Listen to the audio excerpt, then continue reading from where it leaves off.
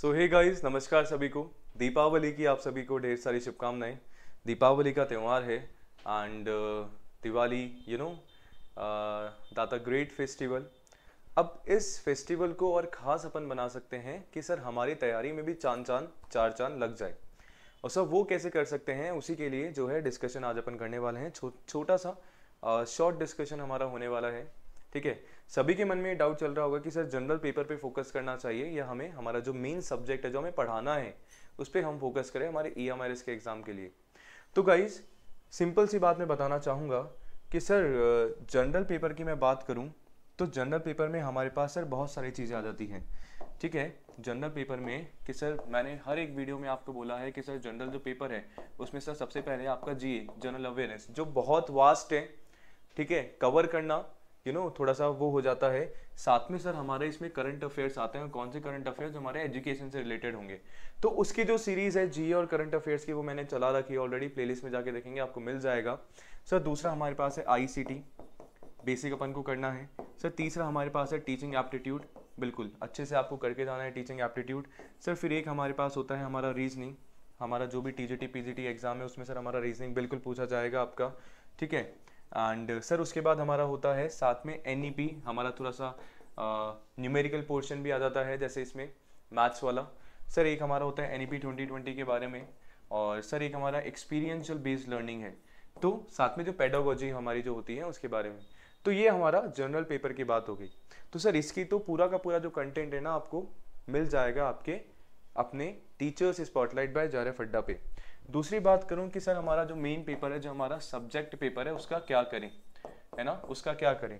तो गाइज सभी को पता है कि सर EMRS में, है ना, मान लो अगर PGT के लिए आप प्रिपेयर कर रहे हैं, तो जैसे PGT कॉमर्स से आपने फिल करा है तो वहाँ पे क्या करना है सर, आपको थोड़ा सा 11-12 का तो सिलेबस है ही, मैंने PGT कॉमर्स का देखा भी था। 11-12 का कॉमर्स तो सिलेबस हमारा है, साथ में थोड़ा सा आपको ग्रेजुएशन का भी हो सकता है टच करके दे, क्योंकि बहुत सारी ऐसी चीज़ें हैं जो 11-12 में आपके BCom में जैसे आप ग्रेजुएशन करते हो उसमें भी आपके काम आती हैं। Same as it is history वाला पोर्शन थोड़ा सा हो सकता है आपका ग्रेजुएशन वाला कवर करे। तो ऐसी बात नहीं है, थोड़ा सा करके जाना है, क्योंकि पढ़ाना तो यार अल्टीमेटली आपको क्या है, आपके सब्जेक्ट को ही है, तो वो आपका थोड़ा सा स्ट्रांग होना चाहिए। और अगर जनरल पेपर की बात करूं तो सर उसमें हमारे इतने सारी चीज़ें हैं। एक चीज़ और मैं आपको बताऊं कि सर एक इसमें हमारा लैंग्वेज कॉम्पिटेंसी टेस्ट भी है जो हमारा इंग्लिश और हिंदी का है। तो इंग्लिश के लिए ऑलरेडी कैलोन मैम जो है आपके लिए क्लासेस लेके आ रही हैं, है ना। बात करें सर इसकी सब्जेक्ट पेपर की, तो आपको थोड़ा सा इसमें ट्राई करना है कि सर आप अपना इसमें 100% दे पाओ, क्योंकि यहाँ पे सर खोने के लिए अपने पास कुछ भी नहीं है। आप अपना सब्जेक्ट अच्छे से पढ़ोगे तो सर डेफिनेटली आपको मिलेगा ही मिलेगा, और आगे आने वाले जो एग्जाम है उसमें आपको डेफिनेटली सर क्या होने वाला है, फायदा होने ही वाला है, और आप अपनी नॉलेज को ही गेन कर रहे हैं। सर क्या जनरल पेपर पे ध्यान नहीं दें? भाई देना पड़ेगा उस पर भी, है ना, क्योंकि आपकी जो मेरिट लिस्ट है या वही तो मार्क्स की जो टोटलिंग आपकी होगी वो उसमें ही आपका होने वाला है। ठीक है।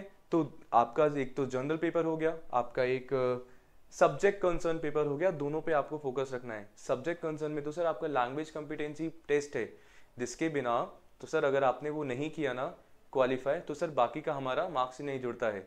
तो वो इस तरीके से थोड़ा सा हमारा इंपॉर्टेंट बन जाता है। तो अब आपको खुद समझदार हैं आप सभी, खुद यू आर इनफ मेच्योर, खुद को देखना है कि कहाँ तैयारी मेरी कम चल रही है, कहाँ ज़्यादा रखनी है ना। अगर जनरल पेपर मेरा हो गया है, सब्जेक्ट कंसर्न मेरा जो मेन पेपर है वो बाकी है, उस पर फोकस करिए। या आपने पहले अपना जो सब्जेक्ट स्पेसिफिक आपका पेपर था, मेन पेपर था, उसकी तैयारी पहले करी थी, अब उसका आपका सिलेबस खत्म हो गया है, तो वहाँ के जो प्रीवियस ईयर के पेपर सर कौन से जो टीचिंग एग्जाम वाले KVS NVS DSSS भी आप इसके लगाओ, तैयारी करो, साथ में फिर जनरल पेपर आप पढ़ना शुरू कर दो। और जनरल पेपर के लिए तो sir teachers spotlight by JRF Adda आपका अपना चैनल है।